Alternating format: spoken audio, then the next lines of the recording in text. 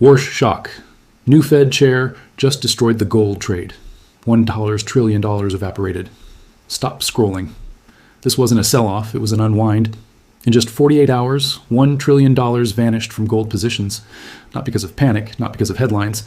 While most people watch prices, institutions were already exiting through channels few understand.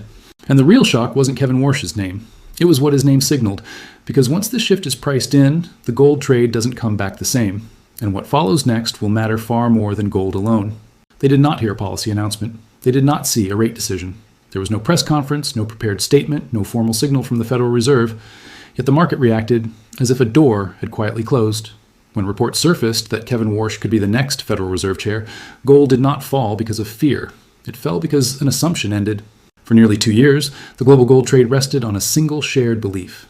Investors believed the Federal Reserve would stay restrictive in words, but flexible in action. Rates would remain high, but not uncomfortably high. Inflation would stay sticky, growth would weaken, and eventually the central bank would step in. In that environment, gold thrived. It benefited from uncertainty, from compressed real rates, and from the idea that policy discipline would eventually give way to accommodation. That belief became consensus, and consensus is where risk quietly accumulates. By early 2025, gold positioning had reached extreme levels. Hedge funds, macro traders, and large institutions were not buying gold as protection anymore. They were holding it as a core position. The trade was no longer defensive, it was crowded. Everyone knew the story, everyone trusted the framework. That is why the reaction to Warsh's name mattered. Markets do not wait for confirmation, they price probabilities. The moment Warsh entered the conversation, capital did not ask whether he would become chair. It asked what his presence implied about the future reaction of the Federal Reserve. The answer was uncomfortable. Warsh is not associated with ambiguity. In market memory, he represents constraint, not aggressive tightening, but restraint, not sudden shocks, but credibility. He is seen as someone who does not treat inflation as temporary noise and does not treat market stress as a reason for immediate rescue. That perception alone was enough. Gold did not fall because investors suddenly lost faith in it. It fell because the conditions that made it work were no longer guaranteed. The trade was built on the belief that real rates would eventually compress. But a credible hawkish regime suggests something different. It suggests that high real rates may persist longer than markets are comfortable with. It suggests that liquidity may not arrive on schedule. When that belief weakens, gold loses its edge. Within hours of the report, prices began to slide. But the real damage was not visible on charts. The most important action happened quietly, away from headlines. Capital began to leave positions that depended on policy optionality. This was not fear-driven selling, it was structured exit. Most observers described it as volatility. Some called it uncertainty, but those terms missed the point. Volatility implies randomness. This move was deliberate. It was an unwind. An unwind happens when a framework collapses. It is not about emotion. It is about math. When too much capital shares the same thesis, and that thesis breaks, positions must be reduced regardless of price. Risk managers step in. Exposure is cut. Leverage is removed. The exit becomes mechanical. That is why the speed mattered. $1 trillion did not disappear because investors changed their minds overnight. It disappeared because the market realized it had mispriced the future. The gold trade had assumed policy flexibility. Warsh's name suggested discipline instead. In markets, discipline is expensive. This moment exposed something deeper. It showed how fragile long-held narratives become once credibility shifts. Gold did not fail because it lost relevance. It failed because it was no longer aligned with the new policy expectation. In a world where central banks hesitate, gold shines. In a world where central banks commit, it struggles. The reaction also revealed how late-stage the trade had become. When gold works quietly, it attracts little attention. When it becomes a headline, risk is already elevated. By the time positioning reached record levels, the upside had become dependent on perfection. And perfection rarely survives regime change. What made this event different was not the drop in price. It was the speed with which institutions accepted the implication. There was no debate phase, no period of denial. Capital moved as if the conclusion had already been reached. That tells a story. It tells a story about how markets view credibility.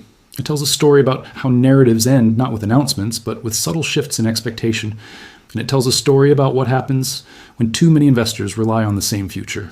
This was not the end of gold as an asset. It was the end of gold as a consensus trade. And once a consensus breaks, the market does not rebuild it quickly.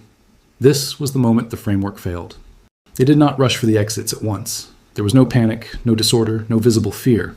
In fact, anyone watching only the gold price would have missed the most important part of the story entirely. The real exit did not begin on trading screens that most people follow. It began deeper inside the market, where institutions quietly adjust risk before headlines catch up. This is where many observers get it wrong. When prices fall sharply, people assume selling happens in the open market. They imagine traders dumping physical gold or exchange-traded funds in response to bad news. But that is not how large capital moves. Institutions do not react emotionally. They rebalance mechanically. The gold unwind followed this rule. The first signs appeared not in spot gold, but in derivatives. Options markets began to change shape. Call options that had been heavily used to express bullish views started losing open interest. This was not retail behavior. Retail investors rarely trade size in long-dated options. This was institutional capital stepping away from leverage. For months, large investors had used options to stay long gold without holding it directly. It allowed them to benefit from upside while managing capital efficiently. As long as the framework held, this structure worked well. But once the framework cracked, leverage became dangerous. Risk managers understand one thing clearly. When a trade depends on a specific policy outcome and that outcome becomes uncertain, exposure must be reduced immediately, not later, not after confirmation, immediately. That is what happened. Positions tied to expectations of falling real rates began to unwind. Futures exposure was reduced. Options were closed. Hedged structures were dismantled. Each action on its own looked small. Together, they drained liquidity from the trade. Liquidity is what allows markets to absorb selling without sharp price moves. When liquidity leaves first, prices follow later. That is why the drop accelerated after the initial reaction. The foundation had already weakened. This process explains why the move felt sudden but not chaotic. There were no extreme gaps, no circuit breakers, no disorderly trading. Institutions were not forced out. They chose to leave. And choice makes all the difference. The distinction between a crash and an unwind matters. A crash is emotional. An unwind is strategic. In a crash, investors hope the market comes back. In an unwind, they do not wait. They accept losses early to avoid larger ones later. This is also why the move spread beyond gold itself. Silver fell harder. Mining stocks dropped even more. These assets are more sensitive to leverage and expectations. When the core trade weakens, its satellites collapse faster. They are held by the same investors, often funded by the same balance sheets. Once those balance sheets adjust, everything connected feels the pressure. What made this exit especially powerful was how crowded the trade had become. Data already showed that speculative long positions in gold futures were near historical highs. This meant many players were positioned the same way. When exits begin in crowded trades, prices do not need bad news to fall. They only need space to disappear. That space vanished quickly. Another detail often overlooked is timing. Many positions were structured around specific calendar windows. Options expiring in the coming months were designed for a policy pivot narrative. Once that narrative weakened, holding those positions made no sense. Time decay became a risk instead of an advantage. So capital moved early. This early movement is what created the illusion of shock. To outside observers, it looked like gold was punished unfairly. In reality, it was repriced honestly. The market adjusted to a new probability, not a new fact. That distinction is critical for understanding modern markets. Markets are forward-looking machines. They do not reward certainty. They reward alignment with future conditions. And when expectations change, capital flows change first. Prices follow. The gold trade had been aligned with uncertainty, with policy hesitation, with flexibility. Once those pillars weakened, the trade no longer justified its size. This is why the trillion-dollar figure matters, but not in the way headlines suggest. That number does not represent lost wealth in a single moment. It represents the scale of exposure that no longer made sense under the new regime. The money did not vanish. It moved. Some of it went into cash, some into short-term instruments, some rotated into assets less sensitive to real rates. The important point is not where it went, but why it left. It left because leverage no longer had protection. In markets, leverage survives only when policy supports it indirectly. When that support becomes uncertain, leverage exits first. That is the hidden mechanism behind most large market moves. This episode revealed how fragile even the strongest narratives become when capital structure changes. Gold did not lose its historical role. It lost its leverage-based advantage. And when leverage leaves, price leadership ends. This was not the end of the move. It was the confirmation that the exit had already begun. They did not react to a man. They reacted to a message. When Kevin Warsh's name entered the conversation, markets did not study his biography or revisit his past speeches line by line. They focused on what his presence symbolized. In modern markets, symbols matter more than details. They shape expectations, and expectations move capital. Warsh represents a different kind of central banking logic. During his time at the Federal Reserve, he supported emergency actions during crisis. But after leaving, his public stance changed. He became one of the strongest critics of prolonged monetary accommodation. He argued that central banks had blurred the line between stability and dependency. He warned that constant intervention weakens market discipline. Markets remember this shift. For years, investors had grown accustomed to a central bank that responds quickly to stress. Every slowdown brought easing. Every shock brought liquidity. This pattern trained capital to expect rescue. It shaped risk-taking behavior across asset classes. Gold benefited from this environment. It thrives when policy credibility is questioned and when future action is uncertain. The more flexible the central bank appears, the stronger gold's appeal becomes. Warsh signals something else. He is associated with rule-based thinking, with tolerance for short-term discomfort in pursuit of long-term stability, with the belief that inflation control is not negotiable. This changes how markets think about the future, even before any policy is enacted. That is why the reaction was immediate. Markets price reaction functions, not promises. A reaction function is the pattern investors expect when conditions change. Under recent regimes, the reaction function was clear. Weak growth would eventually bring support. Financial stress would lead to intervention. A Warsh-led regime suggests a slower response, a higher bar for action, less sensitivity to market volatility. This alters the entire pricing structure of assets dependent on easy liquidity. Real rates become more important. Risk premia widen. Assets built on policy flexibility reprice lower. Gold sits directly in that category. Gold does not produce cash flow. Its value depends on opportunity cost. When real rates are low or expected to fall, holding gold makes sense. When real rates are high and credible, gold becomes expensive to hold. The possibility of a regime that prioritizes inflation credibility over market comfort changes that equation. It raises the cost of waiting. It reduces the appeal of hedges built on policy doubt. This does not mean policy will become aggressive overnight. Markets are not expecting sudden tightening. What they are pricing is commitment. Commitment removes optionality. Optionality is what made gold attractive. Under flexible regimes, investors could hold gold as insurance. Under disciplined regimes, insurance becomes costly. Capital prefers assets that either yield or compound. This is why the move extended beyond commodities. The shift affected currencies, bonds, and risk assets simultaneously. When credibility changes, correlations change. Another important factor is communication. Warsh is known for clarity. Clear communication reduces uncertainty. Reduced uncertainty narrows the range of outcomes markets must hedge against. Gold thrives on wide outcome ranges. When those ranges narrow, demand weakens. This explains why markets did not wait for confirmation. By the time an appointment is announced, the repricing is usually over. Markets act on probabilities. Once a credible alternative to the existing regime appears, the adjustment begins. This also explains why the reaction felt confident. There was no back and forth, no hesitation. Capital moved as if it trusted its interpretation. That trust did not come from headlines. It came from experience. Investors who have lived through multiple policy cycles understand how quickly regimes can shift. They know that the cost of being early is often lower than the cost of being late. When positioning is crowded, delay becomes dangerous, so they moved. This moment revealed how dependent markets had become on assumption rather than commitment. It exposed how much of the gold trade relied on a specific version of the future. When that version weakened, the trade unraveled. This was not a judgment on gold as an asset. It was a judgment on the environment that had supported it. Regimes define winners and losers. When regimes change, capital follows. The market was not shocked by Warsh. It was forced to confront what discipline would mean. And discipline, in this context, carries a price. They did not ask what to buy next. They asked what had quietly changed. When a framework breaks, the most dangerous mistake is to treat the aftermath as a short-term event. Serious capital does not focus on price recovery. It focuses on transition.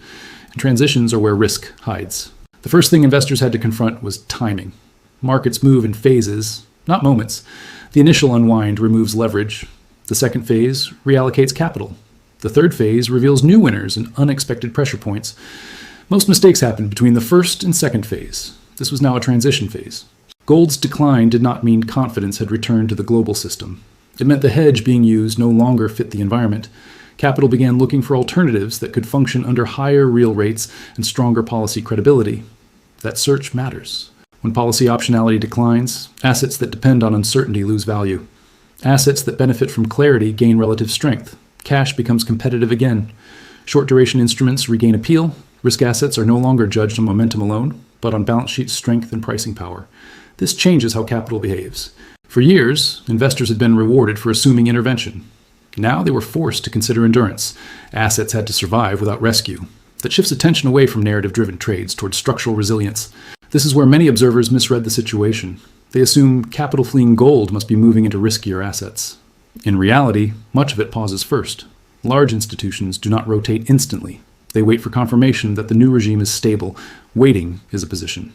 During this pause, volatility often rises across markets. Correlations break down. Assets that once moved together begin to diverge. This is not disorder, it is repricing. Currencies feel this first. Stronger policy, credibility supports stronger currencies, but only selectively. Countries with weak balance sheets or high inflation feel pressure. Capital becomes discriminating again. Emerging markets in particular face a new test. When global liquidity tightens, not all risk is treated equally. Capital flows toward credibility and away from vulnerability. This does not require crisis. It only requires comparison. Bond markets also adjust quietly. Longer-term yields begin to reflect commitment rather than expectation. Yield curves may remain inverted longer than anticipated. This confuses those waiting for historical patterns to repeat, but transitions rarely follow clean templates.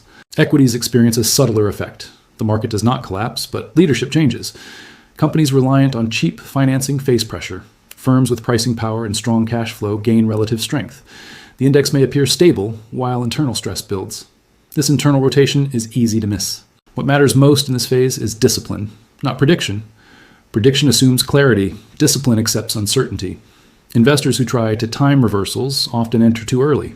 Investors who manage exposure survive long enough to benefit from clarity when it arrives. This is why the next 90 days matter. Markets will test assumptions repeatedly. Each data point will be overinterpreted. Each speech will be dissected. But the core shift has already occurred. The range of outcomes has narrowed. Policy credibility has increased. Optionality has decreased. That combination reshapes capital behavior. The lesson from this episode is not about gold. It is about dependency. Assets that perform best during flexible regimes often struggle when discipline returns. That does not make them bad assets. It makes them cyclical tools. Serious capital understands cycles. This is also why recovery, if it comes, will look different. Gold may stabilize. It may even rebound. But it will no longer be held with the same confidence or size until the environment changes again. Trades do not reset overnight. They reset through patience. The final risk lies in misreading silence. When markets stop reacting sharply, many assume the danger has passed. In reality, silence often means capital is repositioning quietly. The loud moves come later, once positioning is complete. This is the stage where preparation matters more than action. Those who recognize transitions early focus less on chasing returns and more on avoiding forced decisions. They reduce leverage. They shorten duration. They stay liquid. They wait for alignment between price and environment. This is not caution for its own sake. It is strategy. The WARSH shock was not a one-day story. It was a signal that the rules had shifted. Capital that understands this will adapt. Capital that ignores it will keep searching for the old framework in a new regime. And markets are rarely forgiving to those who arrive late.